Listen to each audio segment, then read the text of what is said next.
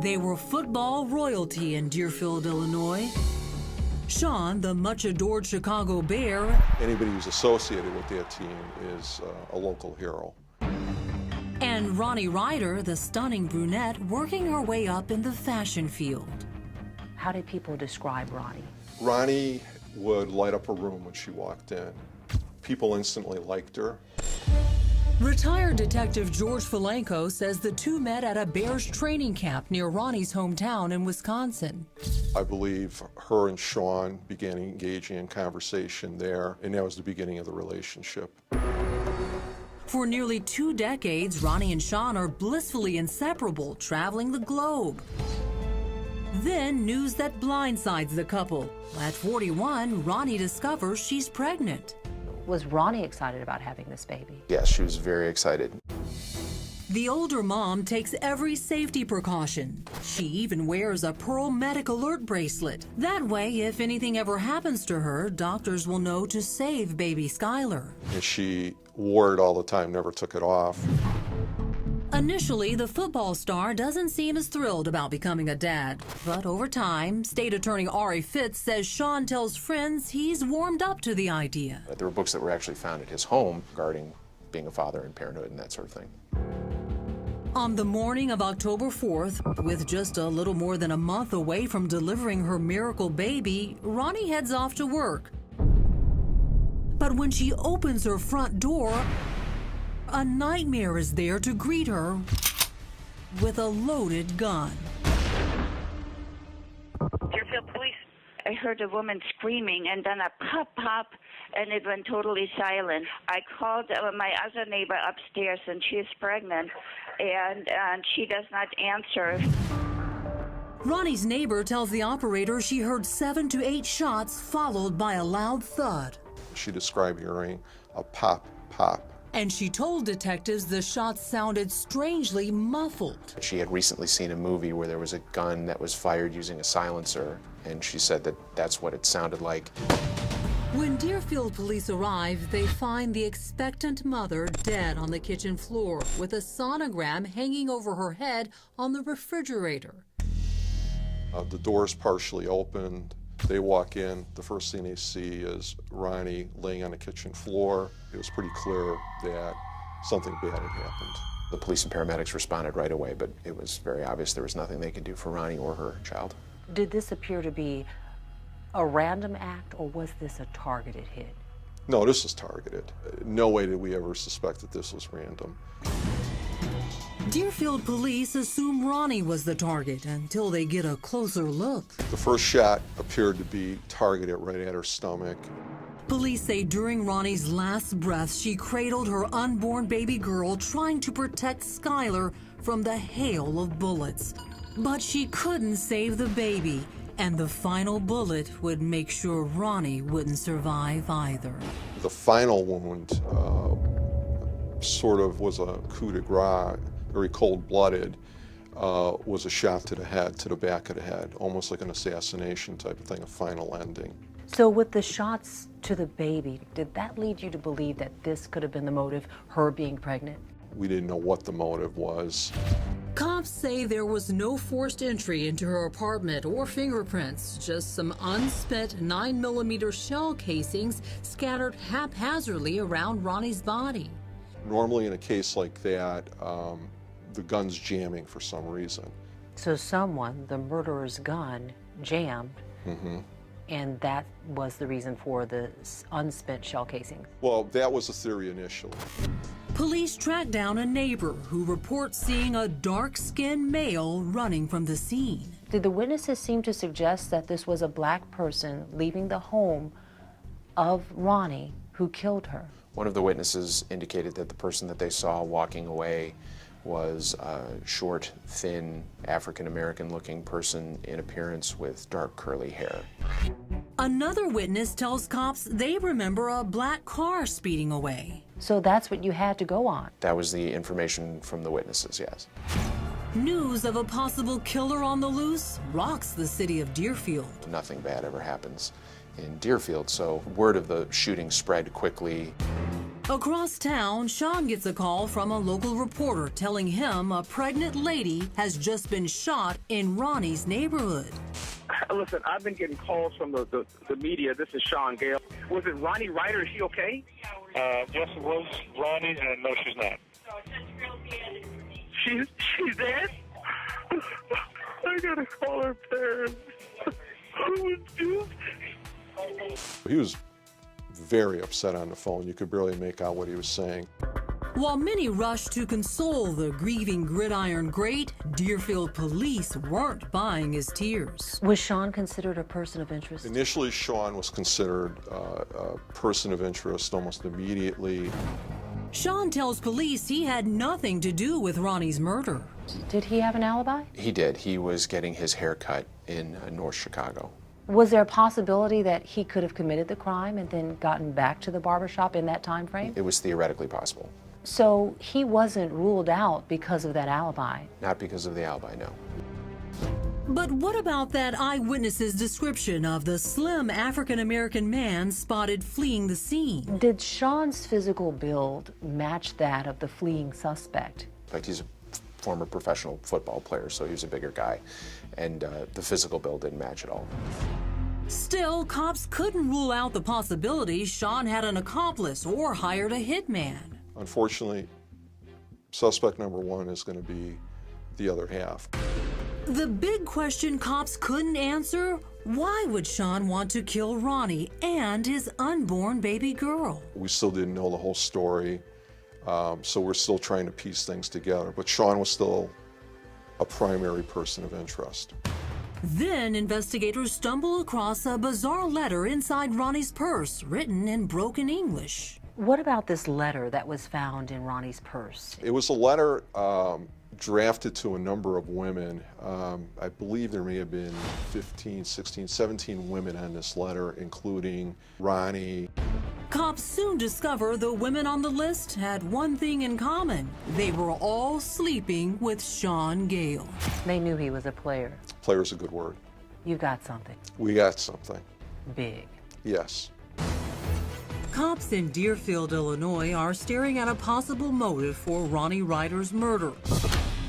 17 of them, in fact, all here in a bizarre letter found near Rhoni's pregnant, bullet-riddled body. Rhoni had this in her purse. She had it in her purse, right? The letter, written in broken English, lists the names of 17 women and their phone numbers, all of them girlfriends or lovers of the father of Rhoni's baby, former Chicago Bear, Sean Gale. It basically was very blunt. He's having relationships with all these women. He's out there playing all of you. So he got around. He had several girlfriends. He did. While Rhoni and Sean appeared to be the picture-perfect couple, retired detective George Falenko quickly learned their private life was complicated and extremely crowded.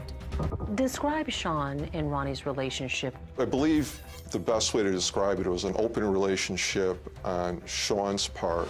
When cops questioned Sean about the letter, he says Rhoni knew he was seeing other women, but detectives were hearing a very different story. From the indications we got from some of Rhoni's friends, she wasn't exactly 100% bought into that. He still kept in contact with these women and saw these women. But they were all ongoing. So further making the eyeballs go over to Sean as a person of interest. Right. At first, cops wonder if Rhoni confronted Sean about the other women and he snapped, or if one of the 17 players on Sean's sex team didn't want the baby to take the football great out of the game. Everybody was working bits and pieces of this, trying to come up with all sorts of theories.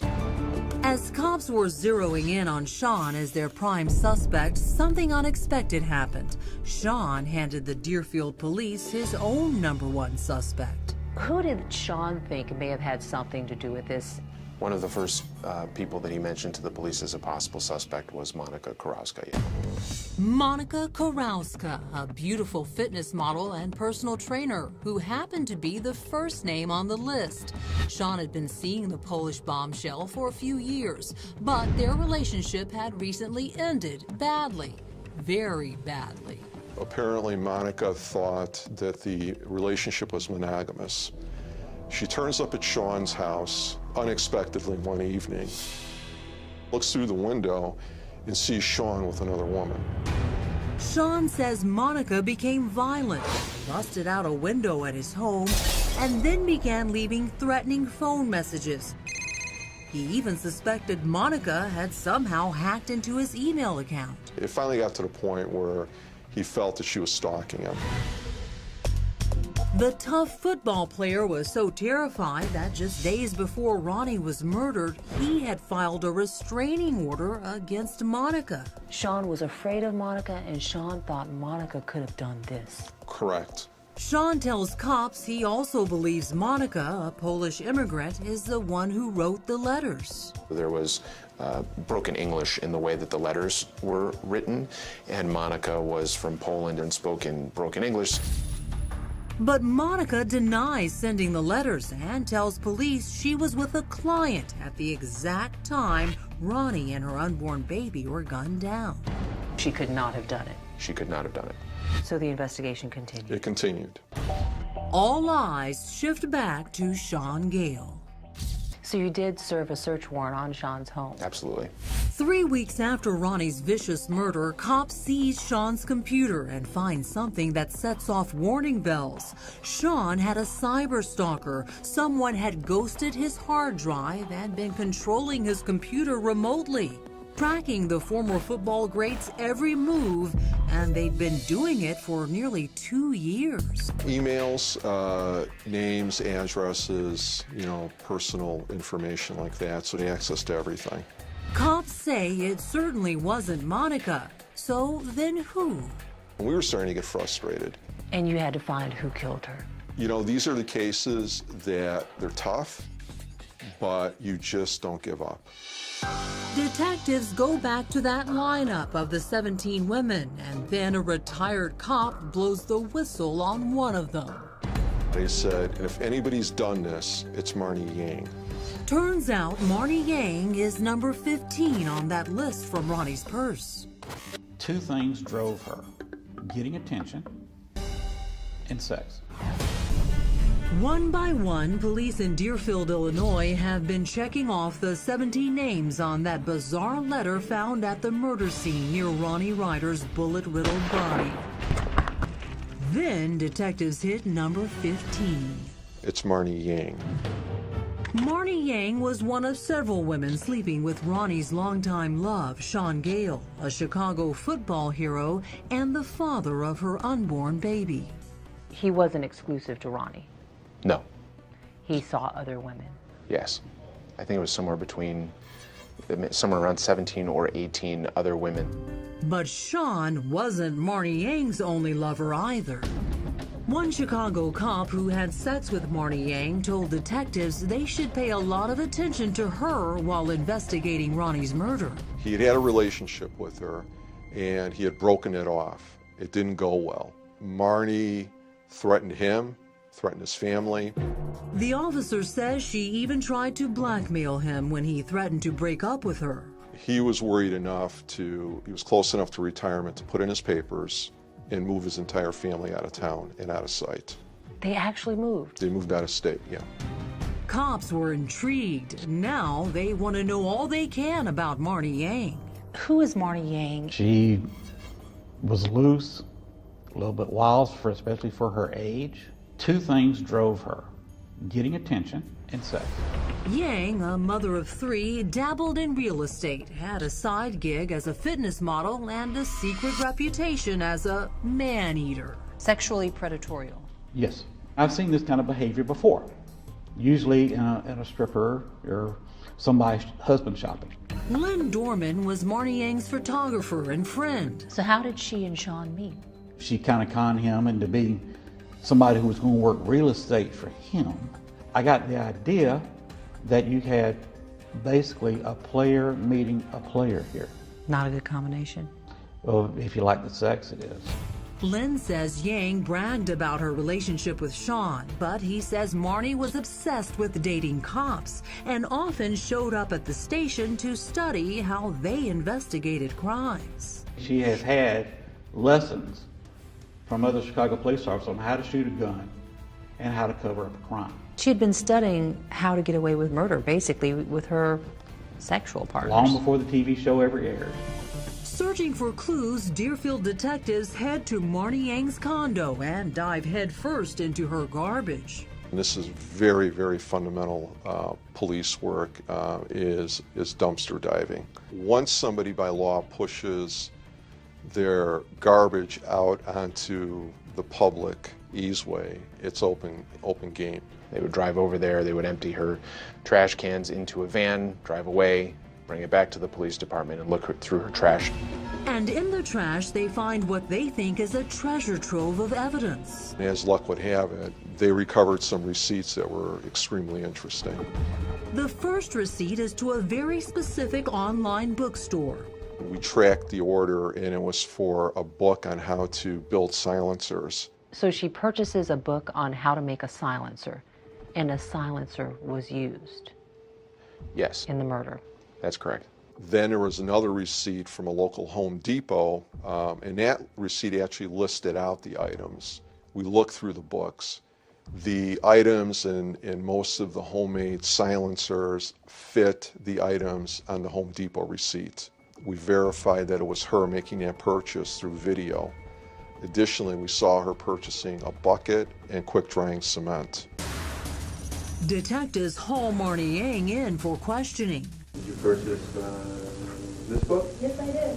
Why would you purchase a book on how to make disposable silencers? It was a joke. Marnie claims the book was a gag gift for a cop she was dating. But how would she explain buying all the materials needed to build a silencer? Did you ever put anything like this together or buy anything, As far as to build one of those? Yeah, because this is, No, but it gave me a really good idea for a science project. You tell us that it was a gag and that you then purchased items from the book, matching up to try to see if you could make one of these things for a science project. Right. She always had an answer. But what about that bucket and bag of concrete she's seen buying here on a store surveillance camera? Is there a reason that on October the 5th, the day after Rhoni's brutally murdered, that you're at Home Depot buying a 5 or 10 gallon bucket and concrete mix? Well, yeah, that was for the tiles in the basement. When did you work on your basement? I ended up not working on my basement. You thought she was a whack job. Yeah, we thought there was something there that just didn't click. Here's the problem. Yang also has an alibi. I had car trouble as soon as I got home. Where did Marnie say she was at the time of the murder? Home. She said her car broke down and she needed help. She said that the battery was dead, so she had called a friend of hers who was a Cook County bailiff, a court officer, who was constantly there to help her. Yang claims without a car, she was stuck at home at the exact time Rhoni was murdered. Another hurdle for you. Correct. Another alibi. But before Yang leaves, she drops this, telling detectives she believes someone may actually be stalking her. It was kind of strange because I had seen a car drive around my block 3 times, kind of slow. Okay. The block where you live? Yeah. Okay. And then I was out, and then I see it come around again twice. I was like, and then it came around 3 times. Did you see the person in the car? No, I remember that the sun was out, so it was like reflecting off the window, so I couldn't see.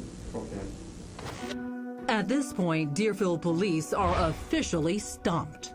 Everybody had an alibi, and they didn't know who it was. So that added the mystery as to who did this heinous crime. Nobody knew. And they'd almost just completely faded from the headlines as an unsolved case. Then a possible break. Police locate surveillance images of a dark-colored car leaving the scene of the murder. You know the murderer used a dark vehicle, a black vehicle. Right. That black Volkswagen leads police to a car rental company. He told me that he almost fell off his chair when The rental history popped up. Deerfield, Illinois police believe the person behind the wheel of that black Volkswagen unloaded a 9mm semi-automatic Beretta into Rhoni Reuter, killing Rhoni and Chicago Bear great Sean Gale's unborn baby girl, Skylar. I mean, you've got a double homicide here. It doesn't get any worse than this. The car caught on surveillance cameras doesn't match Sean's vehicle or any of the 17 current or former lovers of the football player. But a detective working the case has a hunch. He sat down and opened up a beer and just started putting relational names into this database. Then he checks to see if any of them had rented a car recently. He strikes gold. He told me that he almost fell off his chair when the rental history popped up and he saw that Marnie Yang herself rented a vehicle. Ding, ding, ding, ding, ding. All the bells, whistles, lights go off. A local rental company confirms Marnie Yang rented a black Volkswagen the day before Rhoni was gunned down. It was just like the one here in the surveillance images caught leaving the scene of the murder. And the rental agent remembers Yang was very selective about the car she wanted.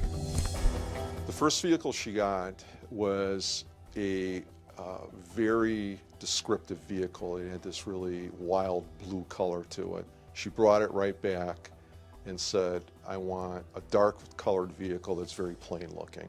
Because the bright blue would be too visible. It'd be too visible, and it's not the greatest getaway car.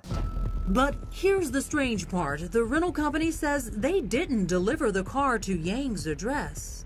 The address that she used was Christy Passion's address. Who is Christy Passion? Christy Passion was Marnie Yang's best friend. Adding to cops' suspicion, the mileage when Yang returned the rental car. What was significant about the mileage? There were 40 miles that were on the vehicle that Marnie had rented and returned. When the police measured the distance from the rental car place to Christy Passion's home, and then from Christy Passion's home to the Deerfield home of the victim, Rhoni Reuter, and then back to Christy Passion's home and back to the rental car company, it was exactly 40 miles. Then detectives discover Yang had a twisted obsession with Sean Gale. She was the one who had been cyber-stalking the football champ for the past 2 years. How did Marnie gain access to Sean's email account? Our theory is that while she was over at Sean's house, that she ghosted or copied the hard drive of the computer. And the night before Rhoni and her unborn baby were killed, Yang and Gale had a wild night of sex. Was she in love with Sean? I don't know if she was in love with Sean or not. It certainly seemed like she was obsessed with him. Yang was so fixated, detectives claim she paid for detailed background checks on the other women in Sean's life. What did she find out? Emails, names, addresses, personal information like that. So she had access to everything. And she tracked one woman's home address. That woman, Rhoni Reuter. It doesn't take a seasoned detective to figure out that this just isn't fitting. You just had to prove it further. Correct. Now cops have some tough questions for the woman who seems to have an answer for everything. Did you check all the girls on the list? Probably most of them. And did you ever attempt to contact those people as far as in an effort to find out anything about them or what their relationship was with Sean or anything else? Oh, I might dial the number just to see if I could, sometimes you can get a feeling from the person's voicemail if business or not. Was there ever any conflict between you and Rhoni? I never met her. I never spoke to her. Yang, a mother of 3, says she wanted to make sure Sean wasn't dating any wackos. If I'm going to be involved with you on any level and you're going to be coming in contact with my kids, you better believe that I want to know and I want to understand everybody else that's associated with you. Police had also been tipped off by one of Yang's cop boyfriends. She's a gun enthusiast. Did you own a firearm now? Yeah. Okay. What kind of firearm? I have 4 of them, actually. Yang admits she had a 9mm Beretta, the same caliber used to kill Rhoni and her unborn baby. But Yang tells cops it had recently been stolen from her condo. Did you make a police report with Chicago CPD? I did not make a police report because I had no homeowner's insurance at the time. So I said to myself, I'm not going to be reimbursed for this stuff anyways. What about that black rental car she rented and had delivered to her best friend Christy Passion? Simple. Yang tells cops Passion didn't have a credit card and she was just helping her out. But Christy Passion doesn't sound very appreciative on this secretly recorded phone call with Marnie Yang. They looked at me and they went, so why was a rental car delivered to your address and that was seen around the crime scene? Cops find out Christy Passion is a telemarketer and tap into her phone line. Now their ears are burning. I don't remember where the hell I was, Monty. Wait, what are you talking about? When? The night of the... Oh. The night before that stupid murder. What? Relax, will you? Marnie Yang is trying to calm down her best friend Christy Passion, but cops have called Christy and she's freaked out. Well, yes, I'm flipping out. I'm flipping out all week. Ever since cops first contacted Christy to find out what she knows about the murder of Rhoni Reuter. Now they want her to come down to the station. I'm in too much as it stands. I've got to go. I don't think it's a good idea. Cops suspect Yang is behind the murder of Rhoni Reuter and her unborn baby. The motive? She wanted Rhoni's longtime love, former football great Sean Gale, for herself. Now Yang is trying to coach Christy to stick to the game plan. I think I remember everything. They're going to come up with all kinds of phony bull. Fine. Whatever. Oh. I'm going to go over and get this over with. It's as if she was trying to assure Christy Passion that she'd done a good job. You have nothing to worry about. I've got all the ends covered. There's no way that these bumbling idiots are going to find out what actually happened. After Christy's grilled by detectives, she calls back. This time, she's the calm one. Okay. I mean, I went over everything with them I could remember, but they're like on and on and on about the car. Telling Yang she thinks she actually shook cops off their tail. Told them I didn't know what they were talking about. I have no freaking clue. So finally they just let me go. But now Christy's got a secret. She spilled her guts to investigators. How did you get Christy to break? I think even Christy began to understand that she was either going to be a great witness or possibly a co-conspirator. So what did Christy confess to? Christy said that Marnie had been talking about getting rid of Rhoni for quite some time. She told the police that she tried to talk Marnie out of doing it, and Marnie told her if she did commit the murder, she would call Christy at work the next morning and ask her to dinner, and that was the code that they used. The next morning, Christy Passion got this call. Christy Passion, how can I help you? Do you want to go to dinner? Okay. During the interrogation, Christy tells detectives Yang was obsessed with the football star. And when she found out Sean's girlfriend, Rhoni, was pregnant, Yang spiraled into a jealous rage, fearing the baby would sideline her relationship. We believe that that was the moment that she decided to kill Rhoni, and she put a very carefully executed plan in place. Yang put her evil plan in motion on the morning of October 4th. She covered her face with dark makeup and her long hair with an afro wig. Then Yang attached her homemade silencer to her 9mm Beretta, drove over to Rhoni's condo in the black rental car, and opened fire. This was the most premeditated and carefully executed crime I've ever seen. Christy confesses after the murder she drove Yang all over town to dump the evidence. At one point, Yang told Christy to pull over and stop behind a banquet hall. Marnie got out of the car, opened the trunk, took out a little sort of handheld shovel, had something in her other hand, walked away from the vehicle and buried something in the ground.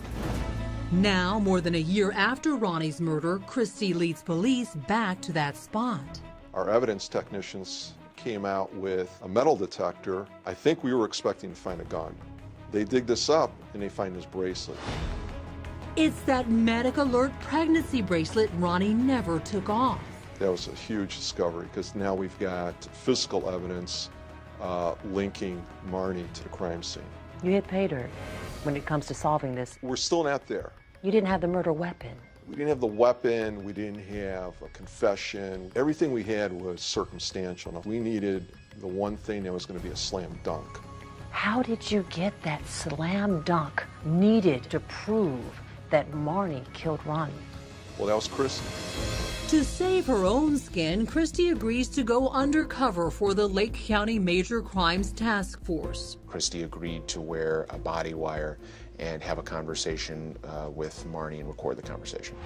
They set up a meeting at a Denny's, and cops are listening in as Marnie Yang dishes her own dirt.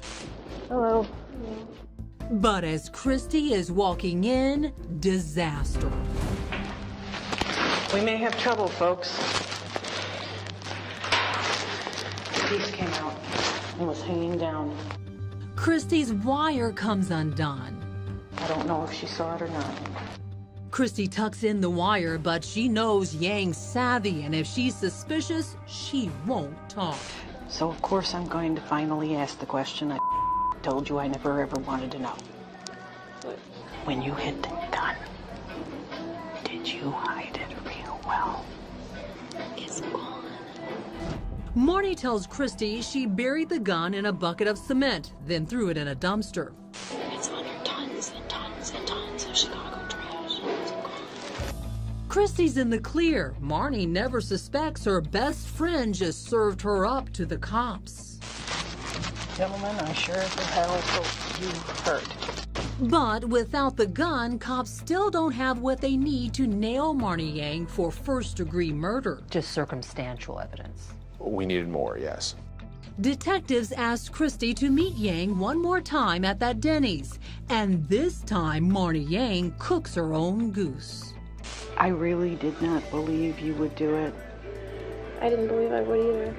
It's very sad. I mean, she talks about how she waited outside of Ronnie's apartment and she hid behind the alcove waiting to hear the sound of the door opening and Rhoni leaving. What did you see? It was so dark I wasn't even positive that I was making straight shots. And she started screaming. I took the first shot. Then she starts describing. I emptied a clip into her. And then when she went down, she took her foot and she took one good kick at me, got me in the shin. That was it. I took one last shot and finished her off. She lays it all on the wire. Yes. Marnie's girlfriend talk got her convicted. Correct. Marnie Yang is sentenced to life. She will never step foot out of prison. Knowing that someone's behind bars for life for what they've done to my sister will help us in the healing process for us. Unfortunately, it will not bring back Rhoni and Skyler. And they'll always be missed. We reached out to Sean Gale for comment. He didn't want to talk. But just after Yang's sentencing, the football hero said he is now forever haunted by guilt. If I had given her the dating relationship that she wanted, this tragedy may not have happened. Instead of celebrating the birth of little Skyler, Rhoni Reuter's family buried them in a single casket. Rhoni eternally cradling her unborn baby in her arms. Yang's attorneys asked for a new trial, saying the confession she gave at that restaurant was taped illegally. They also argued that Yang was denied the opportunity to get a haircut or wear makeup during the trial, which made her appear guilty in the eyes of the jurors. That appeal has been denied. She'll spend the rest of her life locked up without the possibility of parole.